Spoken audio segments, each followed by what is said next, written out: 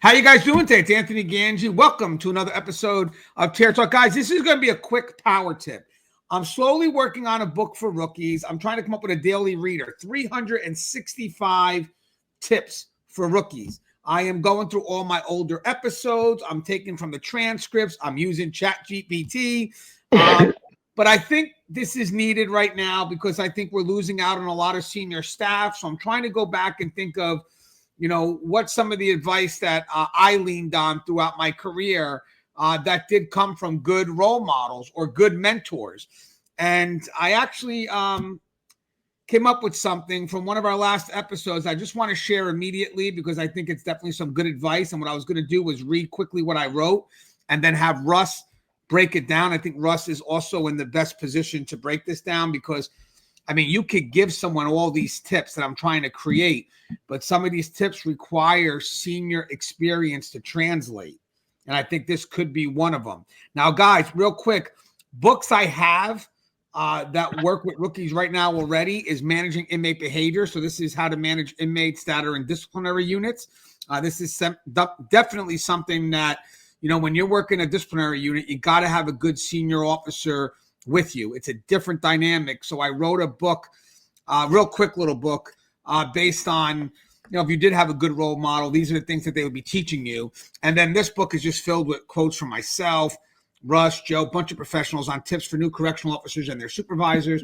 And again, I put the supervisors in there because they can translate the lessons. All because I always tell people this, if I could look back at my career and do things differently based on what I know now, it's hard for me to figure that out because I may not understand the lessons I know now and be able to, as a rookie, to comprehend what it is we're trying to accomplish. Okay, so real quick, Russ, I just want to read this, and I know you're going to give me this whole great answer that covers every avenue here. So let me read this, and then I'm going to forward it over to you, and then after that, we can end the show. It'll be that quick.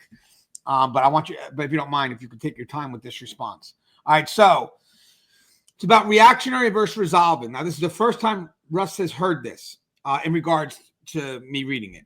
All right, so reactionary versus resolving responses. Rookies, one of the key skills you'll develop in corrections is understanding the difference between reacting to a situation and resolving one.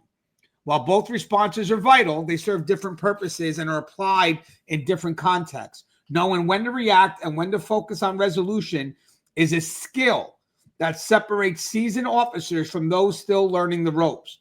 Let's start with reactionary responses. These are typically immediate, time-sensitive actions meant to regain control of a situation. When something escalates quickly, like an inmate altercation, a medical emergency, or a potential threat, you need to act fast. Reactionary responses are often developed through training and experience, ensuring you can respond quickly, effectively, and with the right level of authority.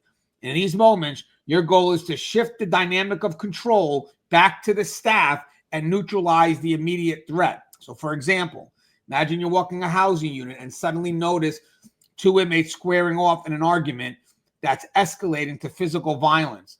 A reactionary response means stepping in quickly, addressing the situation with clear, assertive commands, and ensuring safety is restored. This isn't the time for lengthy strategies or long-term planning. It's about controlling the moment and preventing further escalation.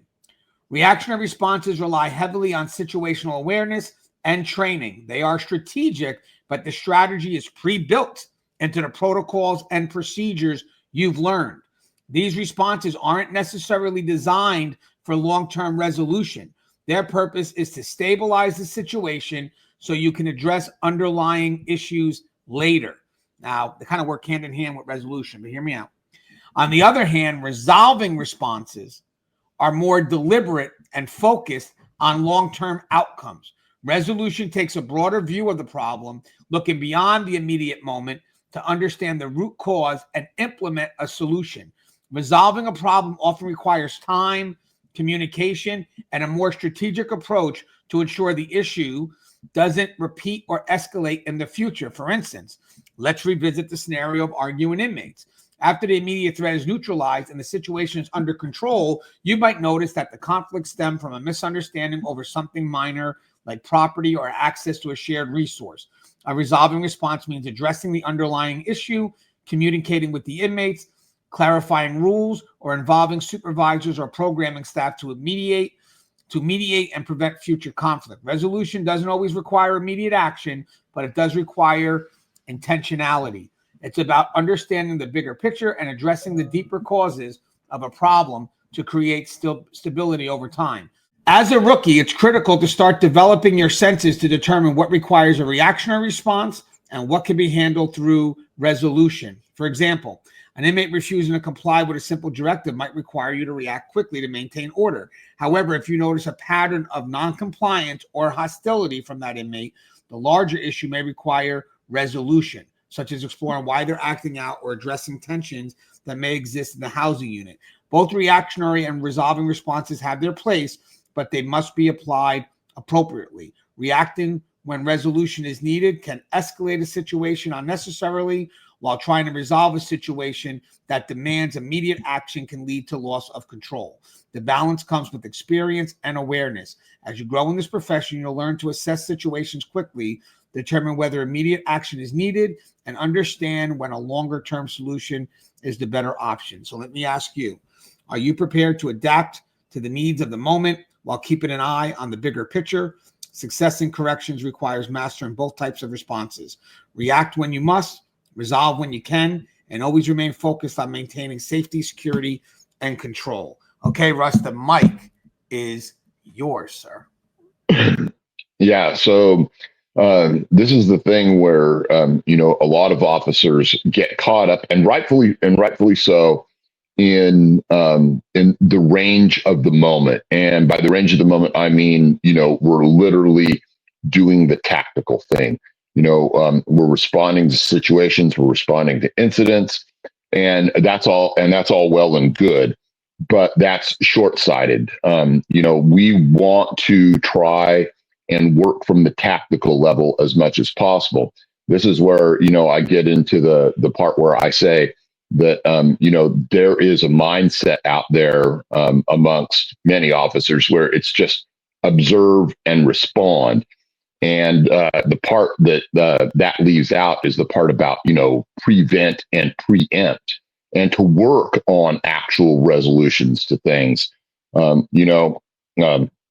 intermediate type of resolution that, when I think of intermediate resolutions that I think that we see all the time are lockdowns, of course, right? We've had a problem, we've had an incident, and we're working towards that resolution. So what we tend to see is we go on lockdown, we work to try and reestablish the peace.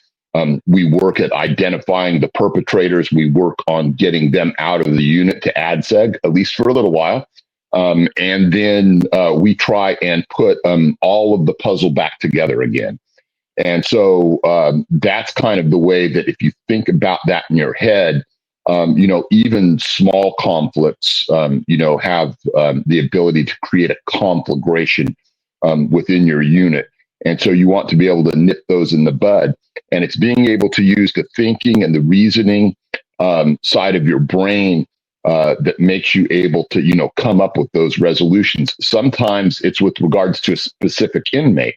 If you have a specific inmate who's being problematic, you might have to do whatever in the moment. It might be just something as simple as, hey, putting them in cuffs for a minute, sitting them down in the sergeant's office or your office, talking to him that way.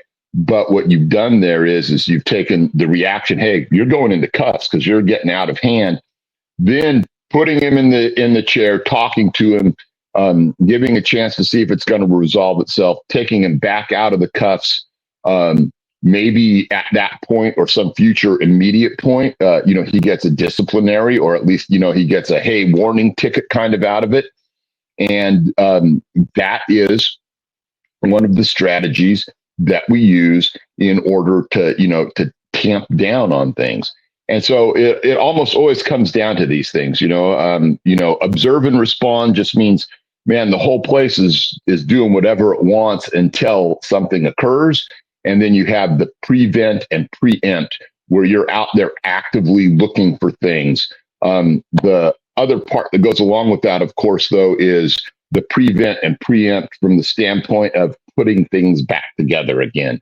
and making sure that you're coming up with, good strategies, good tactics too, because those two things always go along with each other. And it puts you in the driver's seat of being able to establish your authority, right?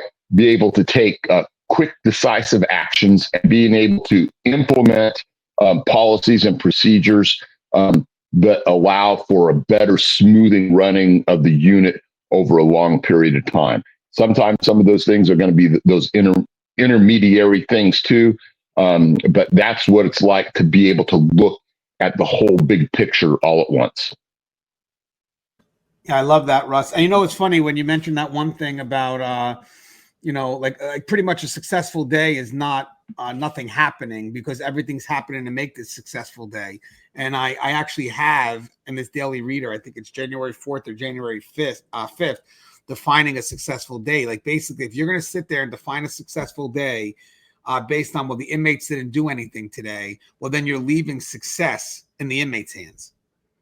Absolutely. Yeah, success could be a successful response to something, but at the end of the day, there is no success without everything happening how it needs to be, as controlled by us who have the courage to work behind the wall. All right, Russ, that was awesome. I'm going to post it up real quick. I appreciate that, man. And as always, guys, stay safe.